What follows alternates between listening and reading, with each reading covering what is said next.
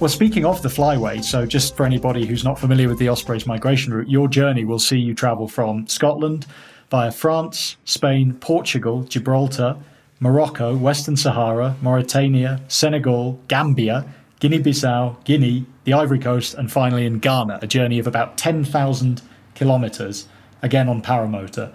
Quite remarkable. But what are the main threats facing ospreys along this flight path? Well, the premise for the expedition is going to be that we need to find out what the risks are. I mean, I think we've made a lot of assumptions, and we know some of them. Obviously, in Europe, it was once upon a time the serious persecution of them, and so now we're obviously making a comeback with those, with the reintroductions, etc. But there are all sorts of threats. I mean, as we mentioned briefly earlier, the exacerbating one is climate change. So I'm going to find that the weather conditions are going to be becoming more turbulent year on year. I think we're seeing that with sort of storms across the Sahara, stopping all kinds of birds.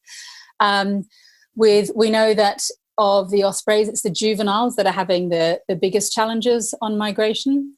And I know that Roy Dennis has a theory that the juvenile birds, because they have come from further to the east across Europe, their built-in migration has them heading in a slightly different route to the adults that they need to learn. So they are tending to take routes as though they were further east across Europe, and they have more of a tendency to get blown out to sea on some years. So if there's really strong winds coming from the west, they have at times been blown offshore, and in fact, tens of them have died in one hit from that kind of situation.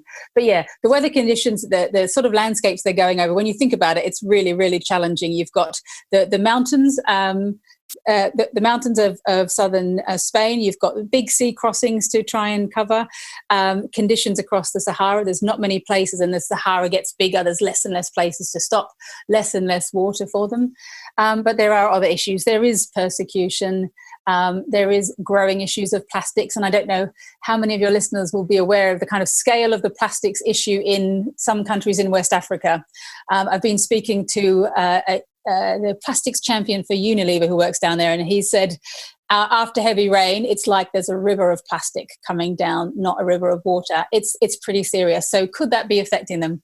And as you go further around into West Africa, so many of the birds are going and using also sites in Ghana and Cote d'Ivoire. The main industries and the employer, I think, of something like 90% in one of the countries is the cocoa industry. And that's causing vast amounts of deforestation. Now, we've not really made the connection yet, but with lots of deforestation, that will also mean siltation and runoff into the rivers. Is that also affecting the birds? That will be making it more difficult to fish. That could be affecting the seagrass beds. So there are a lot of issues. The key thing for me, though, is trying to go and meet a lot of people along the flyway and find out from locals. We'll get a tiny snapshot. What I'm relying on is locals coming up and saying, this is what we've noticed over the past few years. This could be part of the problem, and this could be how you fix it.